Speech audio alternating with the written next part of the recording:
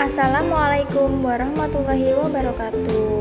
Praktikum sederhana dari Tilas Lestari dengan judul Osmosis Pengeringan Buah Belimbing Wuluh yang dipengaruhi oleh konsentrasi dan waktu.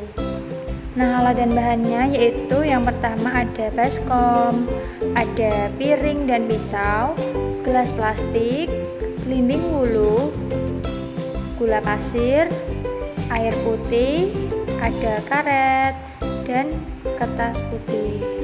Selanjutnya yaitu langkah-langkah percobaan. Yang pertama, kita petik buah belimbingnya. Kebetulan buah belimbingnya ini ada di sekitar rumah saya sendiri dan tinggal ambil aja. Kita petik buah belimbing secukupnya, beberapa buah.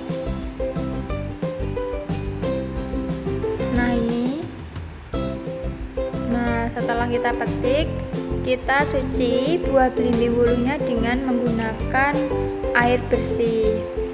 Karena kita tahu ya bahwa kalau di belimbing wuluh itu jika dipetik masih ada sisa tangkainya itu yang warnanya coklat. Itu kita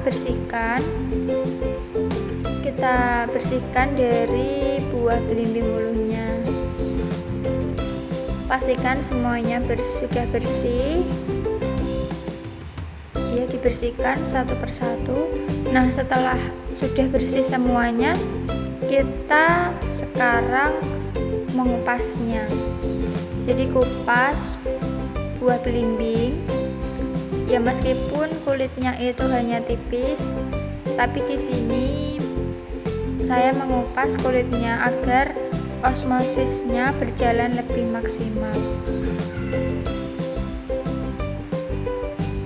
Hati-hati dalam mengupas karena kita menggunakan pisau. Nah, kita kupas semuanya ya. Nah, jika dirasa sudah cukup, sekarang dilanjutkan dengan pemotongan buah belimbing wuluh menjadi bagian yang lebih kecil supaya lebih mudah dalam proses osmosisnya. Nah, ini sudah jadi, sudah dipotong kecil-kecil. Selanjutnya yaitu adalah membuat larutan gula dengan berbagai konsentrasi. Yang A dengan konsentrasi yang paling rendah yaitu dengan 2 sendok gula pasir dan 10 sendok air, dan yang B ini dengan konsentrasi yang sedang yaitu 5 sendok gula dan 10 sendok air, dan yang C adalah dengan konsentrasi yang paling tinggi yaitu 8 sendok gula dan 10 sendok air. Nah, sekarang adalah penambahan air putih ya, sebanyak masing-masing adalah 10 sendok. Nah, dari sini nanti akan menjadi larutan gula dengan konsentrasi yang berbeda-beda. Nah, setelah ini jangan lupa untuk diaduk agar homogen atau agar gulanya itu bisa larut. Nah, selanjutnya yaitu masukkan belimbing wuluh tadi yang sudah kita potong kecil-kecil ya. Jangan lupa kita menjadikan 3 bagiannya sama. Nah, setelah itu kita tutup menggunakan kertas dan kita rapikan menggunakan karet supaya lebih erat lagi menutupnya. Nah, setelah kita tutup, nah setelah ini akan kita diamkan ya beberapa jam atau semalaman juga boleh. Nah, kalau ini semalaman ya, udah saya biarkan atau diamkan semalaman. Nah, selanjutnya kita buka. Nah, ini yang A, kemudian kita buka ini yang C yang konsentrasinya paling tinggi ya, dan ini adalah yang B yang konsentrasinya sedang. Nah, setelah kita buka, nah inilah penampakannya. dari warna larutannya kelihatan ya, yang paling kiri itu yang paling bening, jadi dia konsentrasinya paling rendah, dan yang tengah dia yang paling pekat karena memang konsentrasinya itu tinggi. Nah, kita tiriskan ke dalam masing-masing piring. Kalau dilihat dari segi teksturnya ya, secara kasat mata itu ketiganya sama-sama basah, akan tetapi basahnya berbeda. Ada yang basah karena air, ada yang basah karena gulanya itu sendiri. Untuk setelah ini yaitu proses pengeringan. Nah, yang A atau yang paling kiri adalah ya selama 2 jam, sementara yang B yang sedang itu 4 jam, yang C yang konsentrasi tinggi kita keringkan selama 6 jam.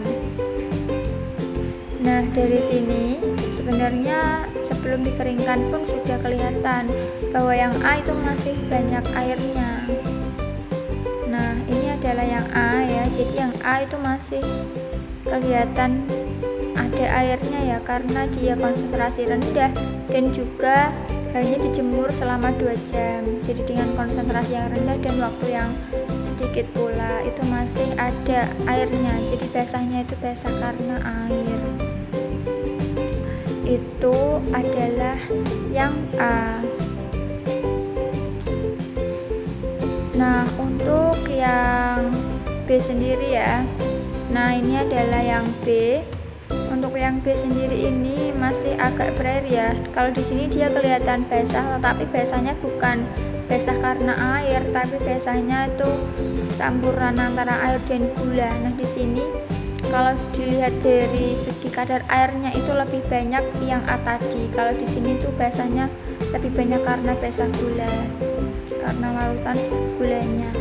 Yang B ini juga karena selain dipengaruhi oleh konsentrasi yang sedang, juga dipengaruhi oleh pengeringan waktunya yang lebih lama dari A, yaitu 4 jam, sehingga jumlah kadar airnya pun juga lebih sedikit. Nah, ini yang C. Nah, yang C ini sudah terlihat sekali ya, dia kering tanpa ada airnya. Namun sebenarnya jika dipegang dia masih agak basah ya, tapi basahnya itu dengan kadar air yang sangat sedikit sekali, bahkan tidak ada. Itu basahnya karena basah gula. Jadi jika dibandingkan antara A, B, C, yang C ini adalah yang paling kering, dia yang tingkat kebasahannya itu rendah, dan basahnya itu bukan karena air tapi karena gula. Selain dipengaruhi oleh konsentrasi yang tinggi atau konsentrasi gula yang tinggi, ini juga dipengaruhi oleh lamanya proses pengeringan, yakni selama 6 jam. Nah, ini artinya dapat kita simpulkan bahwa osmosis pengeringan buah belimbing itu memang dipengaruhi oleh konsentrasi dan juga waktu pengeringan. Assalamualaikum warahmatullahi wabarakatuh. Perkenalkan, saya Tilas Lestari dari mahasiswi Pendidikan Kimia UIN Walisongo Semarang. Gimana teman-teman, tadi udah pada lihat ya video aku? Nah, buat teman-teman yang udah nonton, aku mau kalian komen ya di bawah, apakah video ini cocok untuk media pembelajaran di SMA. Terima kasih, aku tunggu ya komennya.